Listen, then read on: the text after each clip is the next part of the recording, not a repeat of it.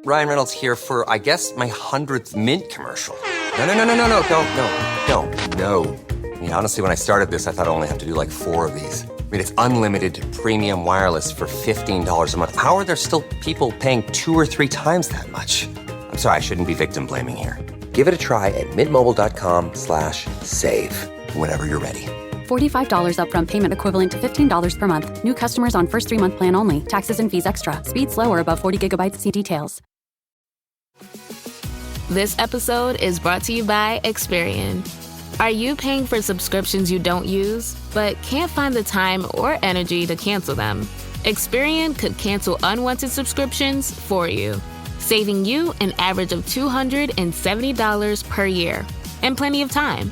Download the Experian app. Results will vary. Not all subscriptions are eligible. Savings are not guaranteed. Paid membership with connected payment account required.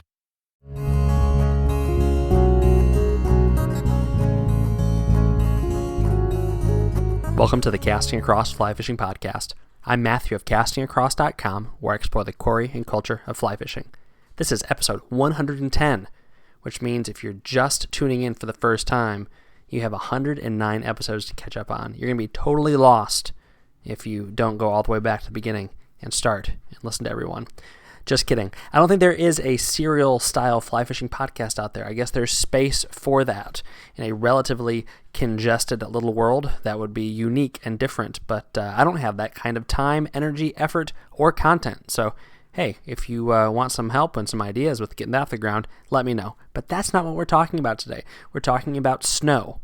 Well, we're actually not talking about snow either, but before I get to listener and reader emails and comments, I just want to talk about snow because as this is being recorded, right behind me, within 3 feet, I have a window of my upstairs studio, which also happens to be my bedroom, and there is so much snow happening. We're probably at well over a foot today, and it is just delightful. I stayed home from work today and did some work from home, and I'm planning on working after this. But I was able to get out and play with the kids, and I get to go out and do the fun task of snow blowing. So anyway, why are we talking about snow? We're talking about snow because snowy days were one of my absolute favorite days to go fly fishing when I was younger. And here's why. When I was living in Northern Virginia as a teenager and we'd have snowy days like this, a few things would happen. First of all, that area was very, very transient. People weren't particularly good at driving in the snow. So Northern Virginia would get a good amount of snow. I mean, think about where it is, just, in the positioning in the country. It was close enough to the ocean. But people came from all over the place. People, because of technology, because of the government, because of defense contracting and all of those things, there's people from all over the place. There's people from other countries that had never seen snow before. There's people from the United States that had never seen snow before. And so they were very, very quick to shut down school. More than that, our county, we were on the kind of the eastern edge of the county, which is relatively flat and close to the city, but the western edge of the county was mountainous. And at that time, it still might be that way today. If there was snow on the western side of the school district, then they would cancel school for everybody. So you'd wake up and there might be a few flurries, a couple of flakes on the ground, or it might be a totally normal day and you find out that there's a 2-hour delay, that there's no school. So as a young man who had just gotten into fly fishing and was really, really eating it up and had a vehicle, my friends and I would take advantage of these days and say, man, we're going to go fishing. And usually we weren't really respecting the spirit of the snow day because by the time we get to the mountains to fish or up into Maryland or Pennsylvania to fish, there was snow. So we weren't being particularly careful, but again, there wasn't a lot of people on the roads, and it was just a great opportunity to get on the water on a weekday when there wasn't a lot of other people fishing. And it's just some of my absolute most favorite memories come from snow days, whether they were actual literal school snow days or just snowy days that we went. I mean, there's a lot less people on the water. You have the lower light, I find. I mean, if there's active snow going on or if it's been snowing, then you have more cloud cover. And so I feel like you have fish that are a little bit more bold. They let their inhibitions kind of go away, and so they'll move out and feed a little bit more readily. And I just think that some really interesting thing happens when you have the surface of the water get broken up. But with snow, it's not as distracting, and it doesn't cut down on your visibility as much as rain does. So I think it's almost a perfect situation. This is assuming, of course, that you can fish because of the fishery that you're on. So a lot of mountain trout streams are this way, and a lot of spring creeks are this way. Tailwaters are the same thing. If you get snow, it's a really, really great opportunity to hit those waters. There's some freestones also, depending on how they run temperature-wise, what the fish populations do. But if you are able, if you are willing, and if you have the gear, then definitely get out and fish on snow days. I'm happy to be working from home today. I'm happy playing with my kids. I'm happy to snowblow and to record this podcast. But it would be really, really nice if I could go fly fishing as well. All right, so on to some listener and reader feedback. So not surprisingly, I got a good amount of feedback from an article that I wrote that was called Religion, Politics, and Fly Fishing. If you want to read that, then it's called Religion, Politics, and Fly Fishing. And if you want to listen to it, I read it on episode 103, which is called Fly Fishing, Writing, Speaking, and Voting.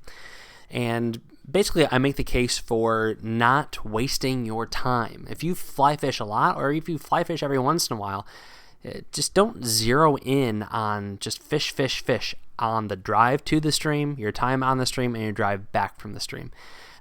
Especially if you fish a lot or if you fish with somebody. I've had great days where I have conversations that's really all about the fish and the fishing and the real, focused in part of the experience with people.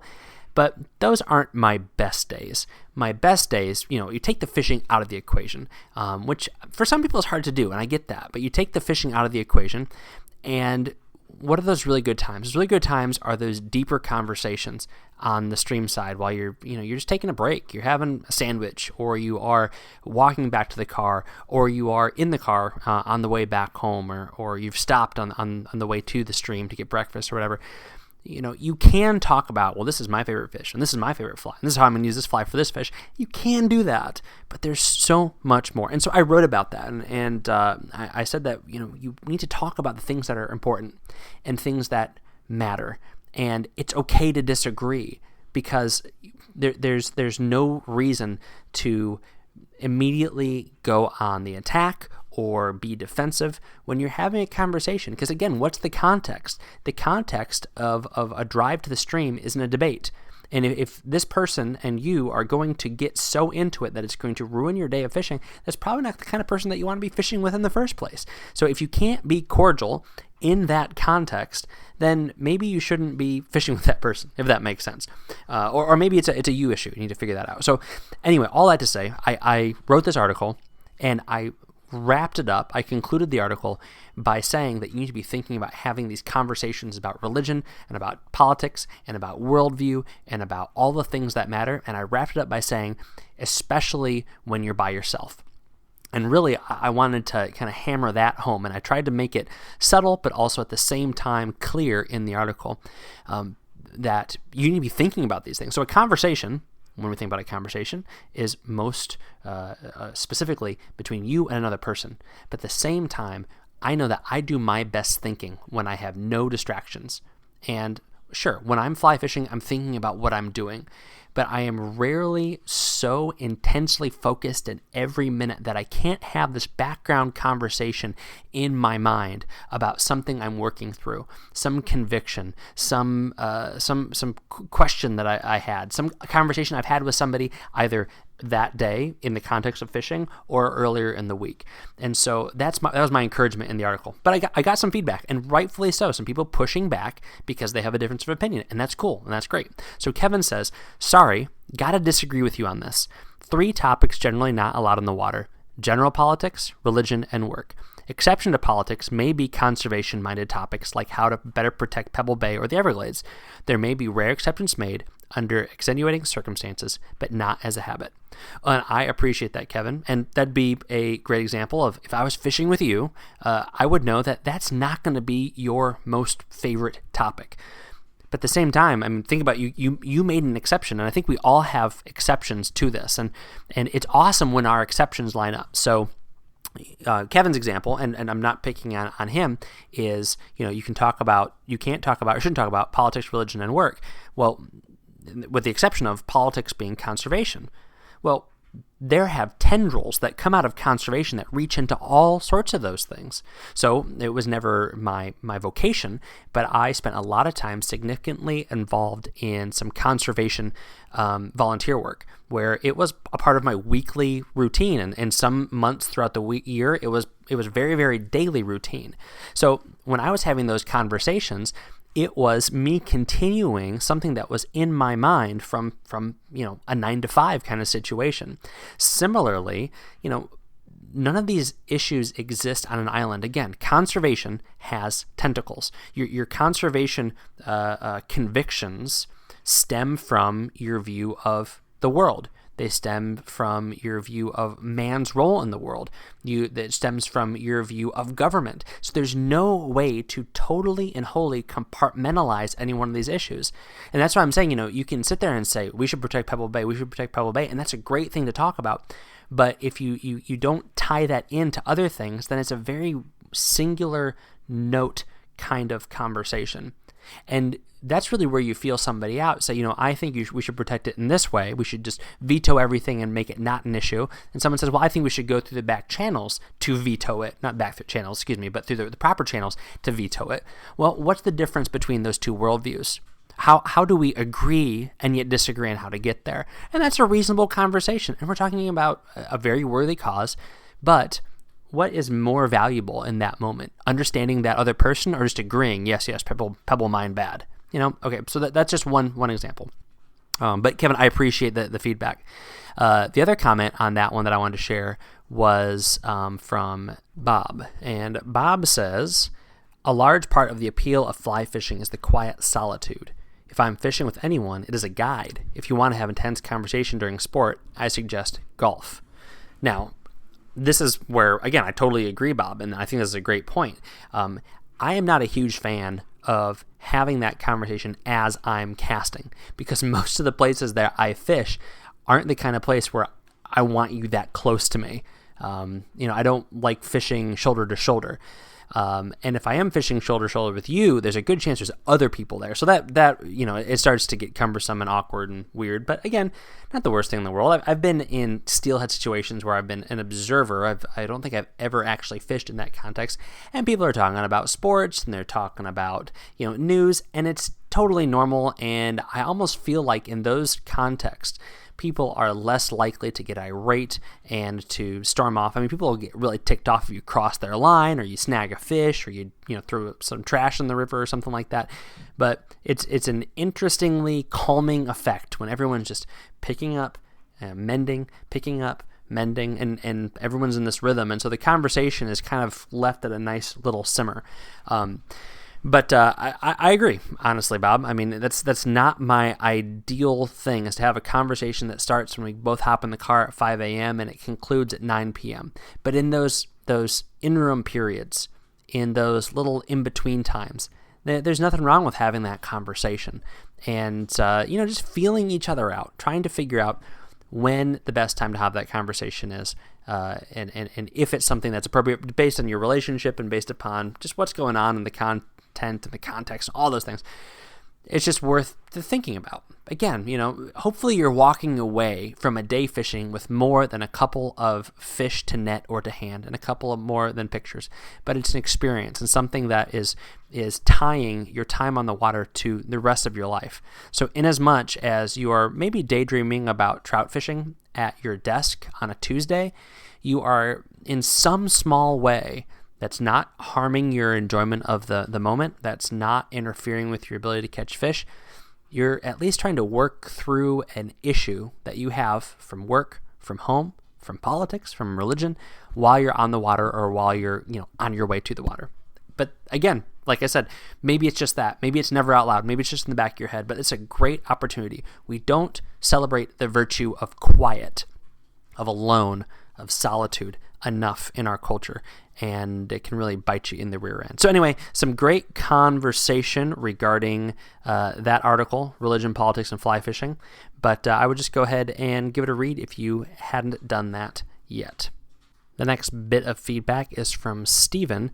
Stephen was commenting on my podcast, Semi-Perilous Wildlife Encounters, and Stephen is the son of Ed Schenk, who I've talked about a number of times on this podcast and written about, and a great guy and somebody I had the privilege of spending time with and fishing with in south central Pennsylvania. But this is what Stephen writes. He says, years ago, there was a family of screech owls that lived in a willow tree high above the meadow at Bonnybrook. Dad told me of numerous encounters, always just around dusk, of the owls dive-bombing him while working his way back to his car, which was parked near what used to be the office for the quarry. No clue if the building into the parking lot is still there, but I can vaguely remember it. Well, Stephen, those are awesome things to share, things that I really appreciate because it enriches my experience. Like knowing that I fished in those places and I walked to those places, and I fished in those places with your dad. It adds to it. So those little things are so cool. So Stephen's talking about the Latort Spring Run that runs from outside of Mount Holly Springs and down into Carlisle before it empties into the Coneguinett Creek. But it is just one of the more famous spring creeks in the United States, even though it is diminutive and even though it is kind of a shell of its former self. But it's interesting. So I replied to him that I'd never had any run-ins with owls, but I was harassed on occasion by a territorial goose. And so I can't comment too much on owls. I've seen lots of animals on that creek that I've had run-ins with. Enormous snapping turtles, deer that almost jumped right over top of me, some raccoons that were like getting closer and closer, and it was just unnerving the way they were doing it, like wondering what's happening here. But this goose laid its nest right next to this awesome hole. And this entire season, this goose would be not close to its nest. It would be off doing something else. But as soon as I got anywhere near it, I wasn't going to bother the nest. I wasn't going to mess with the chicks or goslings, whatever you call them, or the eggs. But I just wanted to get the drift underneath the tree that this nest was next to. And so it was the water, the bank, this tree, and the nest. And so every time I tried to drift a fly down underneath that undercut bank where that tree was, this thing would start honking, and it just got to be so obnoxious. I never felt threatened by the goose, but it certainly felt threatened by me. But I just remember, you have to be sneaky on this creek and a lot of spring creeks to begin with in order to approach the trout in any sort of reasonable manner.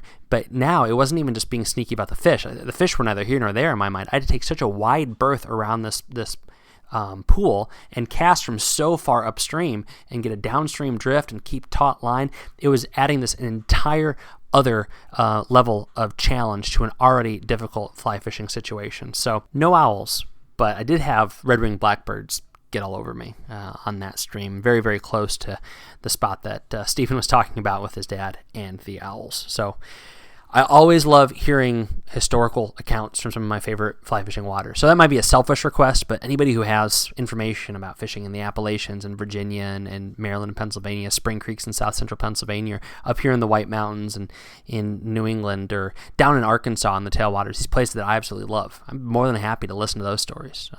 Rocky Mountain National Park, the Drift List, all these places that I kind of bring up over and over again. If you have your own personal stories, I would love to hear them, and who knows how I can work those into something in the near future. So the third piece of feedback, it's not really even feedback, but it's actually a criticism that I wanted to level against social media, the fly fishing social media. So I don't follow any of the meme accounts, the parody accounts, or things like that, only because I have a really small group of people that I follow to begin with, because it's just kind of how I chose to do social media. But every once in a while, you follow something from someone to something else, and you go down this rabbit hole. And one of the things that I just don't get, and please feel free to explain it to me in an email, matthew@castingacross.com, or in a comment on the show notes to this podcast on castingacross.com. But I don't get why people get bothered by fly fishing companies advertising on social media. So you might not even see this, and you might be rolling your eyes at even talking about this, but it's out there. People get agitated that some brands, and these are brands that are kind of newer brands, and they have chosen to advertise primarily through social media, utilizing young people, for lack of a better term. I'm not going to say necessarily influencers or fly fashionistas or whatever you want to say, but there's real animus against these companies because their ads pop up on people's social media. I don't know what you expect to pop up for ads. You like fly fishing content. These people have paid what I presume to be the normal rate to Instagram or Facebook or whatever for their content to show up in people's feeds who follow these things. Your problem really shouldn't be with them. You might not like their products. You might think that they're inexpensive or cheaply made or a knockoff or things like that. And that's certainly something to talk about. But to get upset that you are constantly seeing their content, that's a platform issue. It's not one of those companies' issues. So anyway, I just don't get it. And maybe I'm missing something. But to be so angry because as you're scrolling through, for every 25th or 30th piece of content, there's an ad for a company, then I'm not sure it's necessarily worth it. So maybe I'm missing something. I'm not, an ambassador for any of these companies that are doing this. I know who they are, and for whatever reason, they don't pop up on my feeds. So I'm not sure, what I would have to do to get these particular companies that are usually the targets of the ire of some of these fly fishing meme accounts to show up consistently on my news feeds. But maybe I'm not following enough people. Maybe I'm not following the right people. But maybe, just maybe, there's something to be said that the image that you are angry with is the image that the social media algorithms think that you want to see. Does that make sense? Hopefully it makes sense. Anyway, if you have more information on that, I'm happy to hear. Again, Matthew at castingacross.com. This week on Casting Across, 2 articles, as per always. And the very first one, which came out on Monday, was called The Swirl. The Swirl. And this is just more of a narrative-focused approach on finding new water and on discovering streams and discovering pools and discovering places where maybe you're finding fish that are off the books, as it were. So I've written kind of how-tos, but this is more of the experience and how the experience itself can be very, very fulfilling. So check that out. And then also on Wednesday, I put out an article called You Can Never Go Wrong with Flies. You can never go wrong with flies. This is a very, very short article, but it basically makes the argument for giving flies as gifts. If you tie, give flies as gifts. If you fish but don't tie, give flies as gifts. If you don't fish but you're giving gifts to somebody who does fish, give flies as gifts. And I give 3 nice short reasons why you ought to be doing that in this article. This week's recommendation is go to the fly shop. Go to your local fly shop. This is being recorded on the 17th of December, so we are 1 week out from Christmas Eve. This will be released overnight, and so there's a good chance the majority of people listening to this, if they listen to it the first day it's out, will be listening to it a week from Christmas. If you have an angler on your list, then go to your local fly shop. Sure, you can order it, but these days, actually, I've been buying more things in person than I ever have, which seems antithetical because of the COVID and whatnot, but I just don't trust that stuff's going to get to me on time if I order it via mail. So I'm calling or I'm placing an order online and then going and picking up. And a lot of fly shops will offer that, or at least they'll hold it for you, and then you can go and pick it up. But even if you don't have somebody who's a fly fisher on their list, think about some of the other things you can get at fly shops. Clothing, some real spectacular clothing. And I haven't done this as much as I used to, but I used to buy my wife like all Orvis and Sims and Patagonia and stuff like that from fly shops, because it's just, the highest quality, warm, nice outdoor gear, or, the lightweight hiking clothing. So patronize your local fly shop this last weekly after Christmas. And then if you're listening to this, any other time, the advice still stands. So my recommendation for you, go to the fly shop, spend a couple bucks, help them out. It's a difficult time for everybody, very difficult time for the small, independently owned, local niche market stores, and fly shops certainly fall into that category. So anything you can do can and will help them here at the end of this year. Thanks for listening to the Casting Across Fly Fishing Podcast. Please subscribe in your favorite podcast app and rate the podcast in iTunes. Then head over to castingacross.com where you'll find more info on this podcast and 3 posts a week on the people, places, and things that go into the pursuit of fish.